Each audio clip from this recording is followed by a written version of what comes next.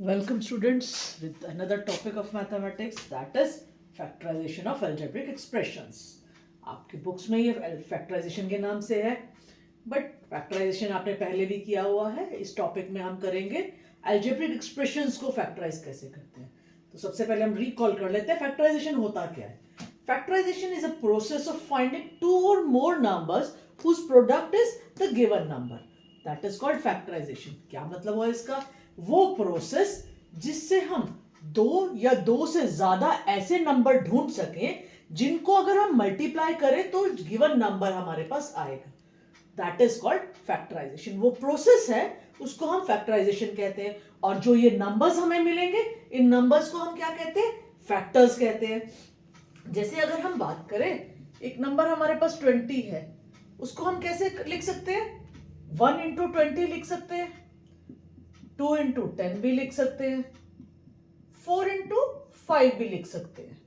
तो हमने दो या दो से ज्यादा ऐसे नंबर्स ढूंढे जिनका प्रोडक्ट जो है वो ये गिवन नंबर है. सो ये ढूंढने को, जो ढूंढने का प्रोसेस है उसको हम फैक्टराइजेशन कहते हैं. और जो ये नंबर हमें मिलेंगे इनको हम फैक्टर्स कहते हैं. तो हमारे पास यहाँ पे फैक्टर्स क्या हो गए? 1, 2, 4, 5, 10 और 20. ये हमारे फैक्टर्स हो गए 20 के. ये तो हो गए हमारे नॉर्मल फैक्टर्स. एक हम लोगों ने पहले पढ़ा था प्राइम फैक्टराइजेशन के बारे में. तो प्राइम फैक्टराइजेशन क्या होता है? प्राइम फैक्टराइजेशन होता है कि जब ये जो नंबर्स हमने ढूंढे हैं जिनका प्रोडक्ट ये गिवन नंबर है, ये नंबर सारे के सारे प्राइम नंबर्स हो. जैसे अगर मैं बोलूं 70, हमने प्राइम फैक्टराइजेशन का एक मेथड किया था. कैसे किया था? हमने 70 को यहाँ पे 2 से डिवाइड किया, 35, 5 से डिवाइड किया, 7, 7 को डिवाइड किया, 1. तो हम 70 को कैसे लिख सकते हैं? 2 इंटू 3 इंटू 7. एंड ये सारे के सारे प्राइम नंबर्स हैं. तो हमने दो या दो से ज्यादा नंबर्स ढूंढे जो कि प्राइम थे, whose प्रोडक्ट इज, जिनका प्रोडक्ट जो था, दैट इज 5, जिनका प्रोडक्ट जो था वो हमारा गिवन नंबर था. तो ये हमारे पास इसके फैक्टर्स यानी कि प्राइम फैक्टर्स हो गए. ये प्रोसेस फैक्टराइजेशन हो गया, ये फैक्टर्स हो गए, और ये हमारे सारे प्राइम नंबर्स हैं, इसलिए हमने इसको प्राइम फैक्टराइजेशन कह दिया. ठीक. अब जब हम बात करते हैं कि हमको फैक्टराइजेशन करनी है किसमें? अलजेब्रिक एक्सप्रेशंस में. तो अलजेब्रिक एक्सप्रेशंस में हम फैक्टराइजेशन कैसे करेंगे? हम सबसे पहला काम क्या करेंगे कि हम, अब जैसे हमने यहां पे बोला था कि हमने प्राइम फैक्टर्स में बदला, तो दैट मींस वो उससे ज्यादा और उनको हम किसी भी नंबर में के प्रोडक्ट में ढूंढ नहीं सकते. इसी तरह से जब हम अलजेब्रिक एक्सप्रेशंस के फैक्टराइजेशन या फैक्टर्स ढूंढेंगे तब हम उसको इररिड्यूसिबल टर्म्स में डालेंगे. इररिड्यूसिबल टर्म्स का मतलब है जिनके हम और फैक्टर्स ढूंढ नहीं सकते, जो कि लास्ट ऐसा नंबर है जिसको हम और किसी दो प्रोडक्ट्स की, दो या दो से ज्यादा प्रोडक्ट्स की मल्टीपल में नहीं लिख सकते. 15x स्क्वायर वाई जेड कैसे करेंगे? 15 को हम क्या लिख सकते हैं? 3 इंटू 5. एक्स स्क्वायर को हम x इंटू एक्स, वाई और z. तो ये हमारे, इससे ज्यादा हम इसको रिड्यूस नहीं कर सकते. तो ये सारे के सारे क्या हो गए? हमारे फैक्टर्स हो गए इस नंबर के. 10x, x plus 3 into x plus 5. तो सबसे पहले हमने कांस्टेंट टर्म ली. कांस्टेंट टर्म को हम 2 इंटू 5 लिख सकते हैं, इंटू एक्स, ये हमारा इंटू में x प्लस 3 और इंटू में x प्लस 5. ये इसके सारे के सारे फैक्टर्स हो गए जो हम इसके अलजेब्रिक एक्सप्रेशंस के करेंगे. तो अलजेब्रिक एक्सप्रेशंस के फैक्टर्स कौन से होते हैं? फैक्टर जो दो या दो से ज्यादा अलजेब्रिक एक्सप्रेशंस में ही हमने मल्टीपल्स में निकाले, यानी कि 1, 2, 3, 4, 5 अलग अलग अलजेब्रिक एक्सप्रेशंस, हमने इसको अलग अलजेब्रिक एक्सप्रेशंस में दो या दो से ज्यादा अलजेब्रिक एक्सप्रेशंस की प्रोडक्ट में निकाला, तो ये हमारे उसके फैक्टराइज हो गए. And the process is called factorisation. इसके बाद आता है क्या चीज? हमारा कॉमन फैक्टर. अब कॉमन फैक्टर क्या चीज होती है? जो दो टर्म्स के अंदर, या हमने अगर दो टर्म्स लिए हैं, दो से ज्यादा टर्म्स लिए हैं, उनके जो कॉमन नंबर्स होते हैं, कॉमन फैक्टर्स होते हैं, कौन कौन से होते हैं कॉमन फैक्टर्स, कैसे निकलते हैं, ये सब हम अभी समझेंगे इस वीडियो में आगे। वो फैक्टर जो हर टर्म में अकर करे, अ फैक्टर दैट अकर्स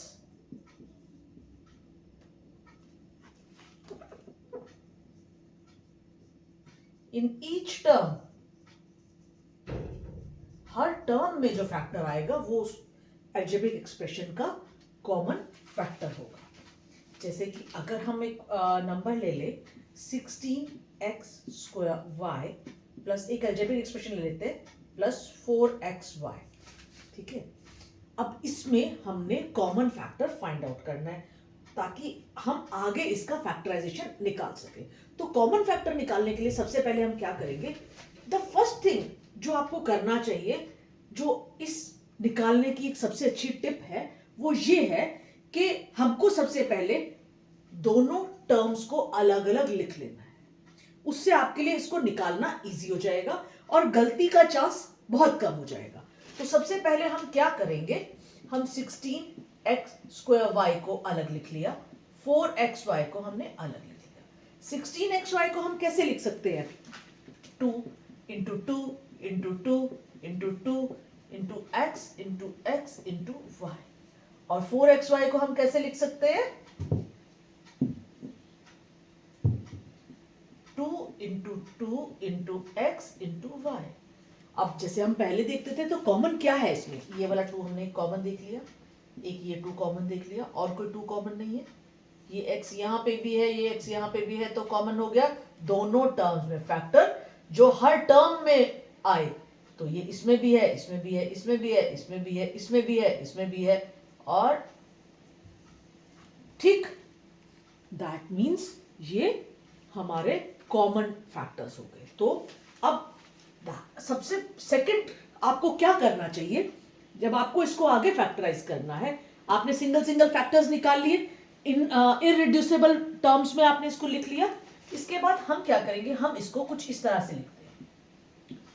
तो टिप नंबर 2 दैट इज, आप कॉमन जो फैक्टर्स हैं, जो भी कॉमन फैक्टर्स हैं उसको पहले लिखो। 4xy हो गया, 2 इंटू 2 4 x और y, इनटू में जो बचे हुए फैक्टर्स हैं उनको मल्टीप्लाई करके लिख लो, 2 इंटू 2 4 इंटू में x। अब इसको मैंने ये दो टर्म्स में मल्टीप्लाई करके लिख लिया। दूसरी टर्म मेरी 4xy है, वो मैंने रिड्यूस करी, वो भी ऐसे ही उसको मैंने लिखा। अब जब इन दोनों को मैं यहां पे पुट करूंगी तो मैं 16 को मैं क्या लिख सकती हूं, 4xy इंटू 4x मैंने अभी ये निकाला, प्लस इसको मैंने एज इट इज लिख दिया। बट अब यहां पे एक गलती अक्सर बच्चे और करते हैं, जब यहां पे बच्चे कॉमन निकालेंगे, यहां पे भी 4xy है, यहां पे भी 4xy है, उन्होंने लिखा फटाफट 4xy बाहर, अंदर क्या बचा 4x। अब समझ में आ नहीं रहा यहां तो क्या लिखे, कई बार बच्चे ऐसे ही छोड़ देते हैं जो कि गलत है। तो बच्चे तो क्या करो, यहां पे आप एक काम करो कि इसको मल्टीप्लाई बाय 1 लिख दो। आपको मालूम है ये कॉमन है, बाहर निकलेगा तो आपको पता ही नहीं चलेगा यहां पे क्या रखेंगे, तो यहां पे मल्टीप्लाई बाय 1 कर लो। तो यहां पे जब आपने इस चीज को बाहर निकाला तो ये बच गया, इसको आपने यहां लिख दिया, यहां पे इस चीज को आपने बाहर निकाला तो ये बच गया, इसको हमने यहां पे लिख दिया। तो हमारी गलती नहीं होगी, हमें पता है कि यहां पे हमने 1 लिखा है, क्योंकि यहां पे आपने 1 लिखा है। वरना अक्सर बच्चों को समझ में नहीं आता कि कॉमन निकाल लिया, अब यहां पे क्या लिखें, सोचते रहते हैं और सवाल गलत हो जाता है। तो यहां पे आप इसको 1 लिखो, और जैसे ही आपने कॉमन निकाला तो आपको दिख गया यहां पे 1 बच रहा है, तो आपने इसको 1 लिख दिया। सो इस तरह से आप इसका फैक्टराइजेशन कर सकते हो, कॉमन फैक्टर्स। फिर वही सबसे पहली चीज क्या की हमने, टर्म्स को अलग अलग करके लिखा। दूसरी चीज हमने क्या की, कॉमन फैक्टर्स को अलग किया। उसके बाद क्या किया हमने, जो टर्म्स थी उनके कॉमन फैक्टर्स को अलग लिखा और बचे हुए को अलग लिख दिया। इस तरह से कर लो, ताकि जब आप इसको यहां पे लिखोगे, भाई इसको 4x इंटू में कुछ भी नहीं बचा तो 1 से मल्टीप्लाई करके रख दिया, यहां पे रखा, जब आपने कॉमन निकाला तो आपको ध्यान रहेगा कि हम इसको इस तरह से करेंगे। Some more questions on this? Let's check out.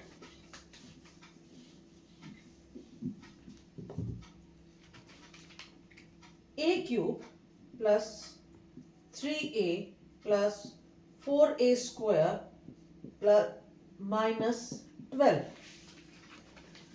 अब इसमें सारी टर्म्स के अंदर हमें तो कुछ भी कॉमन नजर नहीं आ रहा, क्योंकि यहाँ पे तो a है ही नहीं, यहाँ पे a क्यूब है, यहाँ पे a है, a स्क्वायर है, तो हम कुछ भी कॉमन टर्म्स नहीं निकाल सकेंगे। अब इस सवाल को हम कैसे करेंगे?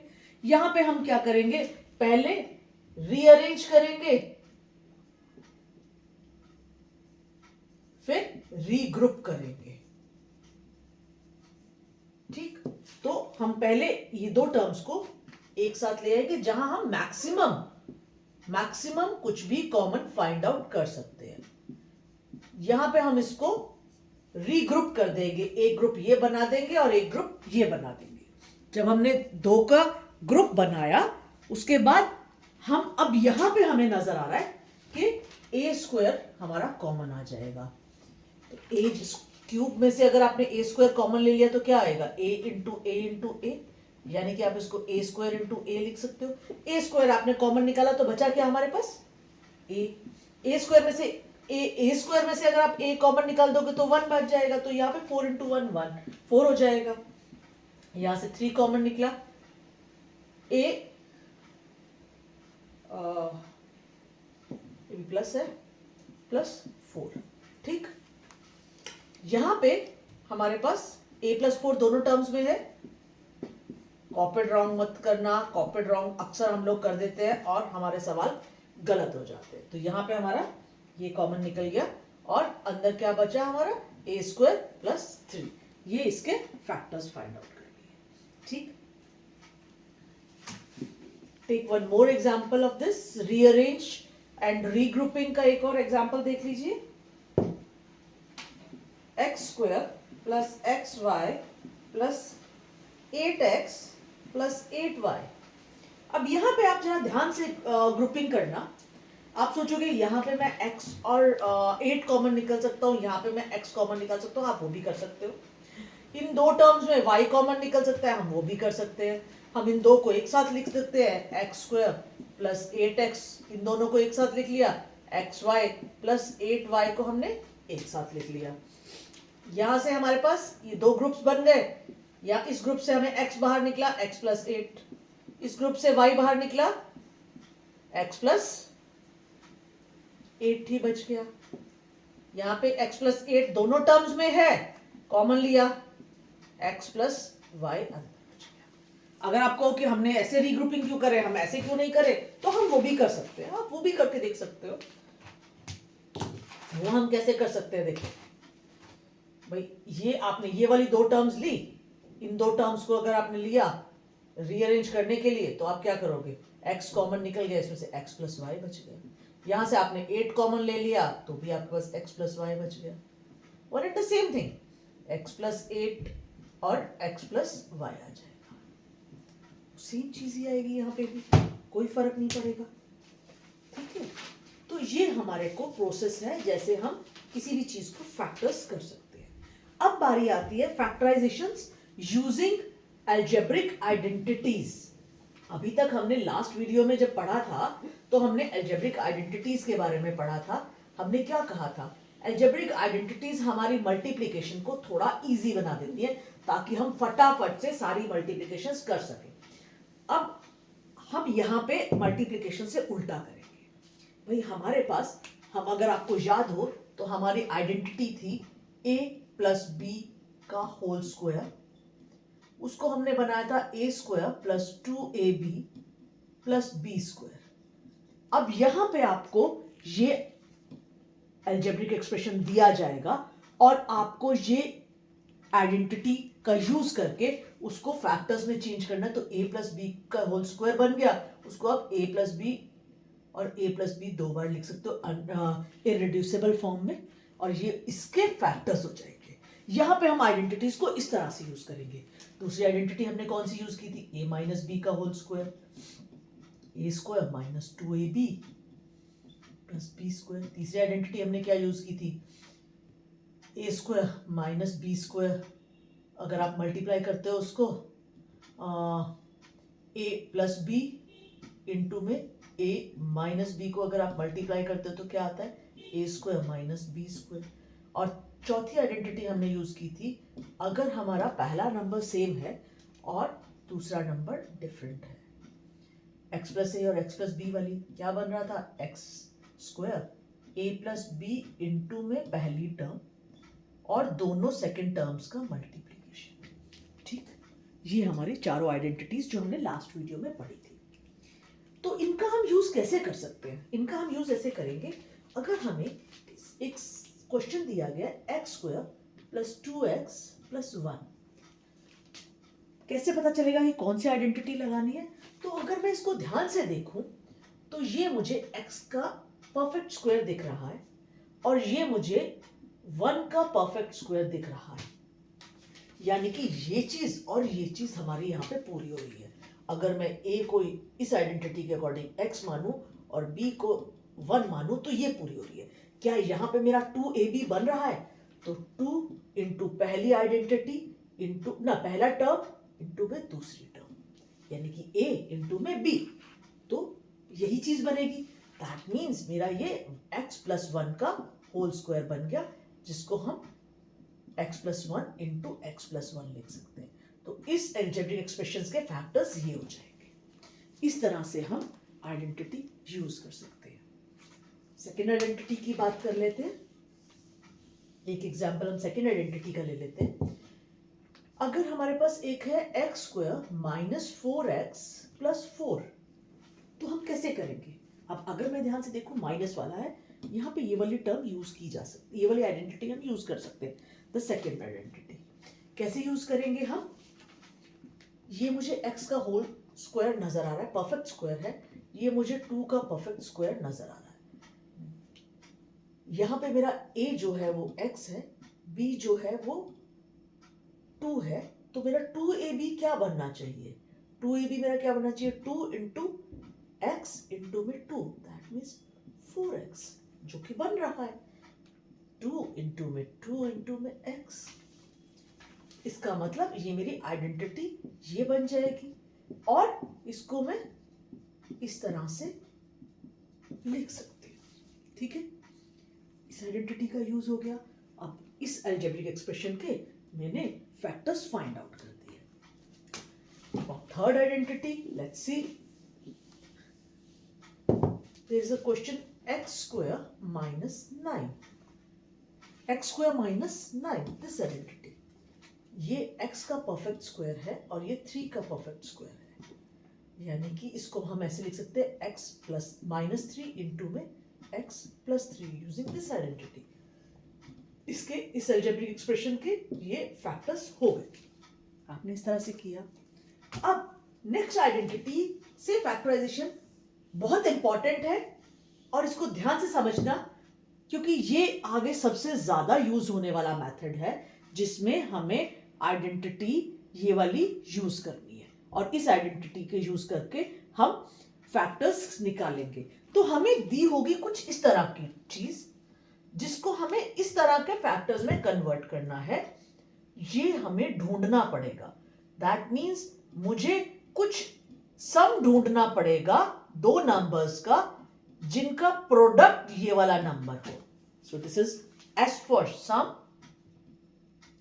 And P for product.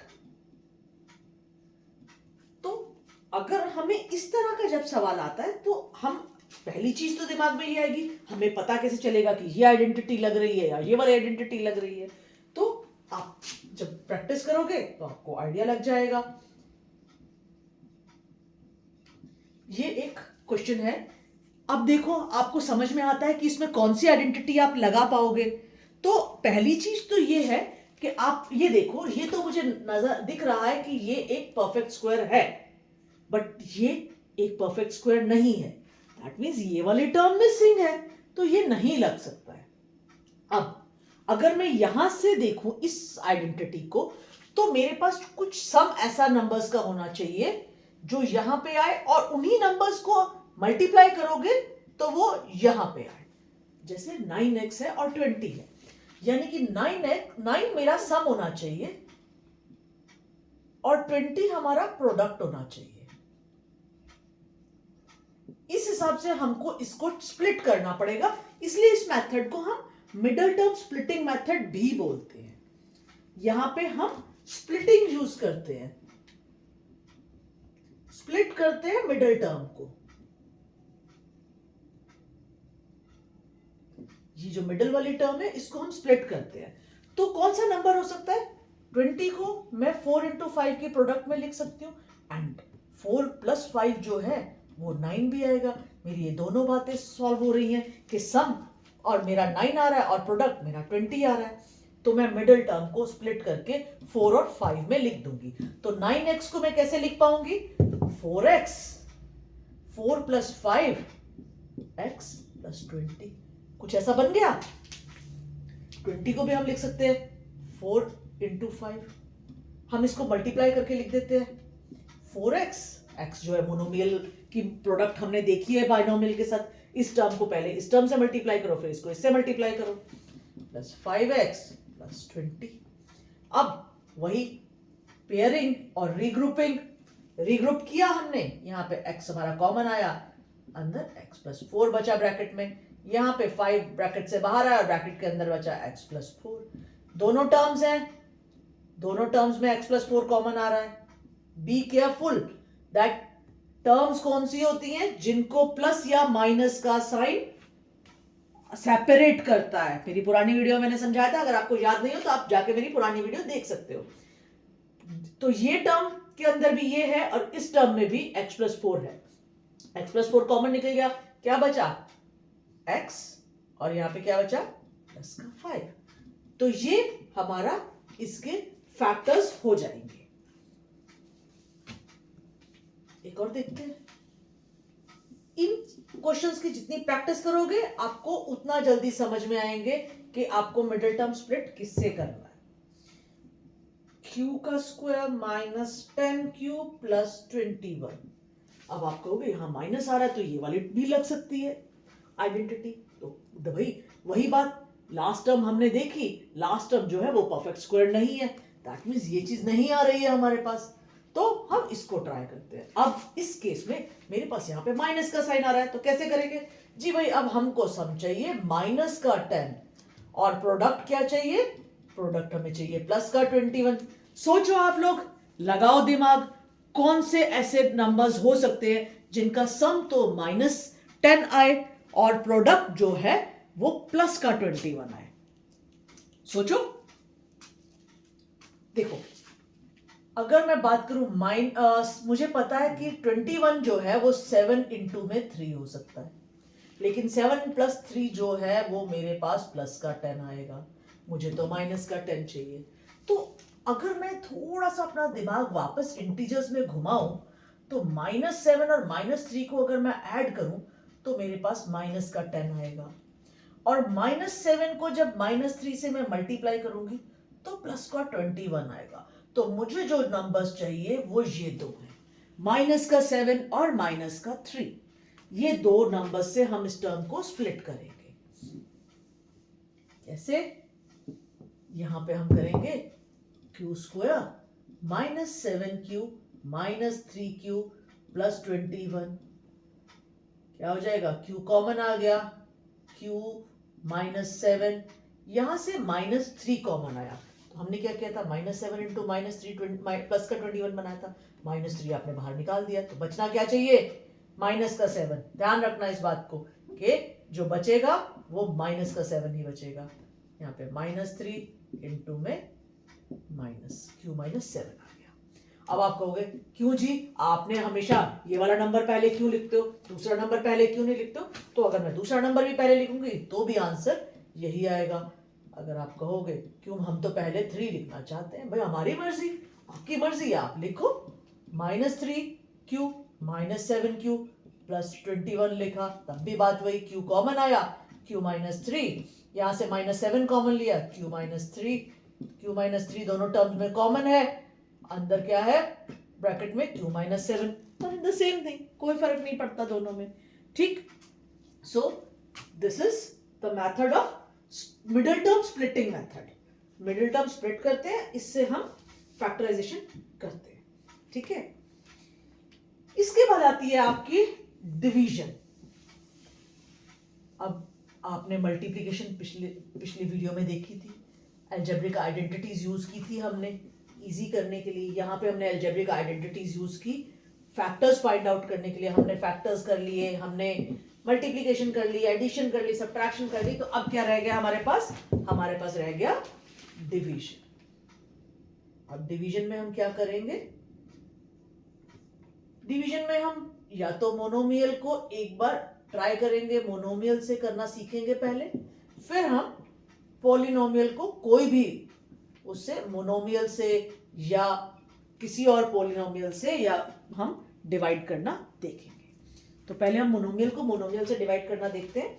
उसमें हम क्या करते हैं? सपोज ये हमारा एक मोनोमियल है, इसको हमको डिवाइड करना है एक और मोनोमियल से। कैसे करेंगे? हमने अभी बहुत कुछ किया। या तो हम इसको ऐसा कर सकते हैं,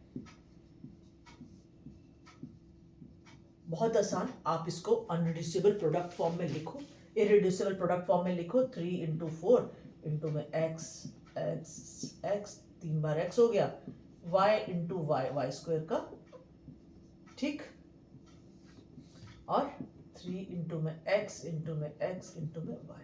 3 से 3 कैंसिल हो गया, x x दूसरे x से, और एक y से एक y। क्या बचा हमारे पास? 4xy।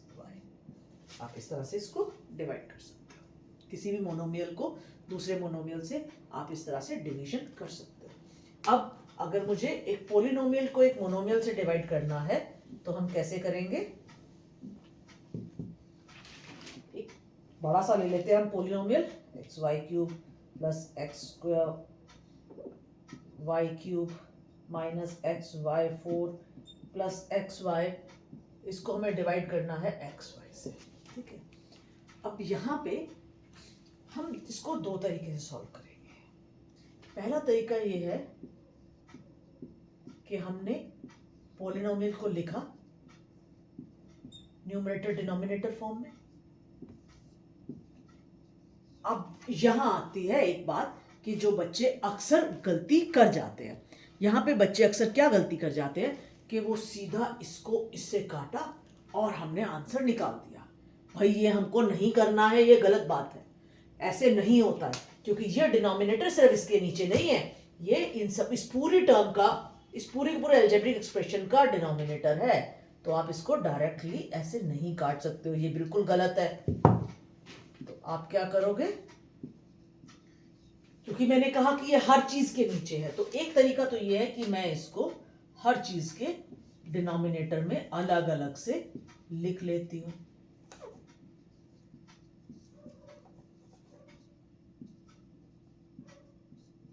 फिर अभी हमने सीखा था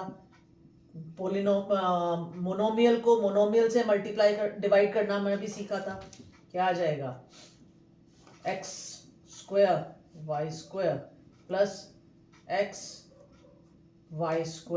प्लस माइनस y³ प्लस, ये कट के 1 आ जाएगा। अब यहाँ पे आपने अगर एक्सपोनेंट पढ़ा होगा तो भी आपको पता है कि x³ को अगर मैं x से डिवाइड करती हूँ, दोनों के बेस सेम है, एक्सपोनेंट सब्ट्रैक्ट हो जाते हैं तो भी x² आ जाता है। आप ऐसे कर लो, या पहले उसको अलग अलग फॉर्म में लिख लो, अलग अलग प्रोडक्ट फॉर्म में लिखो, उसके बाद कटिंग कर लो। दोनों में से जो मेथड आपको इजी लगता है आप उस मेथड से इसको कर सकते हो। एक तरीका तो ये हो गया डिवाइड करने का। दूसरा तरीका है, हमने अभी इसी वीडियो में सीखा था, इससे पहले क्या सीखा था हमने? कॉमन फैक्टर फाइंड आउट करना। इस सब के अंदर मुझे कॉमन कुछ दिख रहा है, सब में x है, तो हाँ जी सब में x है। क्या सब में x² है? नहीं, इस वाले में x² नहीं है, तो x² कॉमन नहीं निकलेगा। सब में x है, सब इसी तरह से सब में y भी है, तो xy कॉमन निकल गया। तो क्या बचा मेरे पास यहाँ पे? x² y² plus xy² minus x चला गया यहाँ से तो y³ और प्लस में 1। ध्यान रखना xy बाहर निकला है तो 1 बचेगा पीछे, और अपॉन में डिवाइड किया था मैंने किससे? xy से। अब यहां पे मेरा कैंसिल हो जाएगा क्योंकि ये प्रोडक्ट है, ये दोनों अलग अलग टर्म नहीं है। अलग अलग टर्म मैं फिर से रिवाइज करा रही हूं कि कौन सी होती है, वो जिनको सेपरेट प्लस या माइनस करते हैं, एडिशन या सब्ट्रैक्शन जिनको सेपरेट करते हैं वो टर्म्स होती हैं। यहां पे आप इनको काट सकते हो क्योंकि ये सिंगल टर्म है, यहां पे मल्टीप्लीकेशन हो रही है, ठीक है। तो ये और ये अलग अलग टर्म्स नहीं है, ये सब अलग टर्म्स है, लेकिन ये इस पूरे के साथ एक ही टर्म है, ये ध्यान रखना इस बात का। तो यहां पे आप कटिंग कर सकते हो और आपके पास the same answer you got. यहां पे आपको समझ में आ गया होगा ये चीज कि हम इनमें किस तरह से इसको कर सकते हैं। आप एक एग्जांपल और ले सकते हो।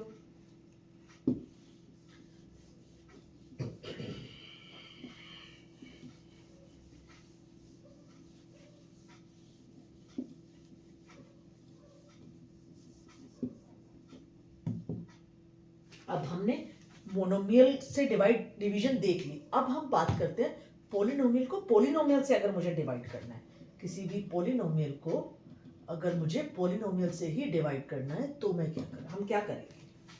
तो सबसे पहले हम पोलिनोमियल को फैक्टराइज करेंगे। जो भी पोलिनोमियल हम लेंगे सबसे पहले हम उसका फैक्टर फाइंड आउट करेंगे। कैसे फाइंड आउट करेंगे? वाई स्क्वायर प्लस 18 एक एग्जाम्पल से आप समझ जाएंगे। इसको हमको डिवाइड करना है नंबर y प्लस 5 या अलजेब्रिक एक्सप्रेशन y प्लस 5 से। सेम हमने अभी किया था। फैक्टर्स कैसे निकालेंगे? ये टर्म हमारे को एक अलजेब्रिक एक्सप्रेशन दिया हुआ है, इसकी ये वाली टर्म परफेक्ट स्क्वायर नहीं है, इसलिए मैं इसको मिडिल टर्म स्प्लिटिंग मेथड से फैक्टराइज करूंगी। तो मुझे एक ऐसा नंबर चाहिए जिसका सम 18 आ रहा हो और प्रोडक्ट 65 आ रहा हो। अगर हम ध्यान से सोचें तो दिमाग में सबसे पहले आता है जी 13 इंटू 5, तो ये भी 13 प्लस 5 18 आता है। तो इसको स्प्लिट कर दो सबसे पहले। Y square 13y plus 5y plus 65, y common हुआ y प्लस 13, 5 कॉमन हुआ y प्लस 13, दोनों टर्म्स में y प्लस 13 है, रिमेनिंग क्या चीज है? y plus 5। तो इसके फैक्टर्स क्या हो गए? y plus 13 into y plus 5। अब इसको y प्लस 13 इसकी जगह पे मैंने ये फैक्टर्स लिख दिए। दोनों चीजें सेम है क्योंकि इन दोनों की मल्टीप्लिकेशन यही तो आएगी, यही तो फैक्टर का मतलब होता है। इसको हमने डिवाइड किया किससे? y प्लस 5 से। y प्लस 5 पूरा का पूरा y प्लस 5 से कट जाएगा। ये कटेगा क्योंकि यहाँ मल्टीप्लिकेशन है, दो ब्रैकेट्स के बीच में कुछ नहीं है, मींस मल्टीप्लिकेशन है। अगर यहाँ प्लस का साइन होता तब नहीं कटता।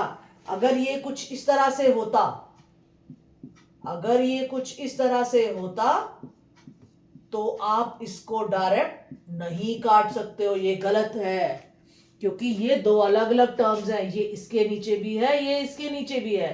बट अगर इसके अंदर निशा जो आपका मैथमेटिकल ऑपरेशन है वो दैट मींस अब ये एक सिंगल टर्म है, इस टर्म दो टर्म्स को सेपरेट करने के लिए कुछ नहीं है, तो ये गलत है। और यहां इस केस में हम इसको इजीली काट पाएंगे। तो ये कुछ कॉमन मिस्टेक्स होती हैं जो इन क्वेश्चंस को करते वक्त बच्चे अक्सर करते हैं। इसको बड़े ध्यान से करना है, सोच समझ के करना है। अगर आप लोगों को कोई दिक्कत आती है, आप कोई सवाल मेरे से पूछना चाहते हैं तो आप बेहिचक मुझे कमेंट्स में लिख सकते हैं। Thank you.